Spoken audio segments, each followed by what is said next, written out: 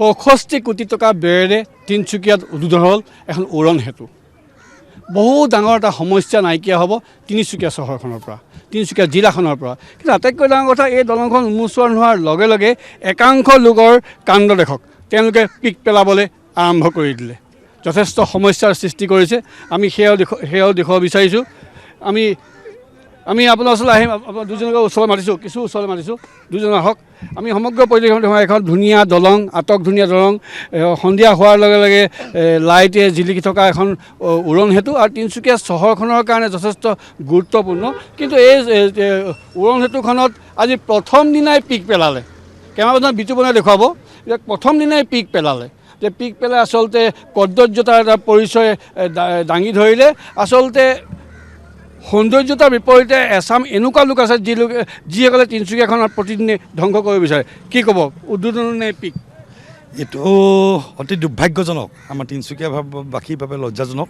কাৰণ তিনিচুকীয়াত ইমান ধুনীয়া এখন আৰবি অ'পেনিং হৈছে, আৰু আমাৰ ইয়াৰে কোনোবা আমাৰ এই তিনিচুকীয়াৰ বাসিন্দাই হ'ব, ইয়াত পিক পেলাইছে, তামোল খায়। এনেকুৱা মানসিকতা থাকিলে আমাৰ সমাজখন যিটো গতিৰে আগবাঢ়ি যাব, সেইটো আগবাঢ়ি যাব বুলি আশা কৰিব নোৱাৰি। মই আপোনাৰ ওচৰলৈ আহিছোঁ, কি ক'ব? ইমান ধুনীয়া 65 কোটি টকাৰে বনাইছে এখন উৰণ সেতু। তাকে এতিয়া বৰ মানে দুৰ্ভাগ্যজনক কথা। আচলতে এনেকুৱা এই শ্ৰীপুৰীয়াৰ যিখন অভাৰব্ৰিজ, এই অভাৰব্ৰিজ আজি বহুত বছৰৰ দাবী আছিল ৰাইজৰ দাবীৰ প্ৰতি সঁহাৰি জনাই চৰকাৰে ইমান ধুনীয়া এখন দলং বনাই দিলে, ৰেলৱে অভাৰব্ৰিজ। তাৰপিছত চাওকচোন, এতিয়া আমি নিজে দুখ স্বীকাৰ কৰোঁ, আমাৰ ৰাইজৰ ভিতৰতো কোনোবাই পিকাইছে, কোনোবা চৰকাৰী বিষয়া আহি, অসম চৰকাৰ আহিতো ইয়াত পিক পেলোৱা নাই। তা আমি এইটো দুখ পাইছোঁ, যি সময়ত জাপানৰ পৰা ইনভেষ্টমেণ্ট আনিবলৈ আমাৰ চৰকাৰে চেষ্টা কৰিছে, কিন্তু জাপানী লোকৰ যিটো চিভিক চেন্স, চাফ চিকুণতা, স্বচ্ছতা, সেইটো ভাৰতীয় মানুহে বা আমাৰ অসমৰ মানুহে আজিলৈকে শিকিবলৈ বাকী আছে। এইটো কাৰোবাক শিকোৱাবলগীয়া কথা নহয় যে এইখনত পিকাব নালাগে। তেওঁ কোনোবাই যদি ৰজনীগন্ধা তামোল খাই আহিছে, অলপ দূৰ পাৰ হৈ দলংখন পাৰ হৈ পেলাই পিকালেও হয়।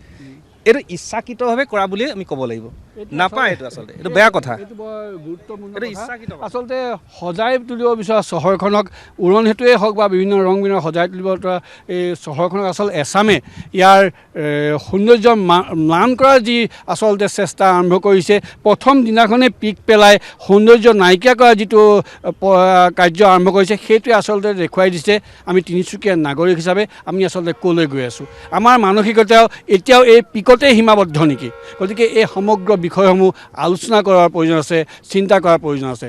নহ'লে কিন্তু আমি এদিন এই তিনিচুকীয়া চহৰখন কদৰ্যময় চহৰ, পিক পেলোৱা চহৰ, লেতেৰা চহৰলৈ থাকিব, আৰু লেতেৰা চহৰৰ পৰা আৰম্ভ কৰি এই চহৰৰ যি দুৰ্নাম, সেই দুৰ্নাম আচলতে ৰৌজাল বৌজাল হৈ থাকিব সমগ্ৰ অসম, সমগ্ৰ ভাৰত, সমগ্ৰ বিশ্বজুৰি।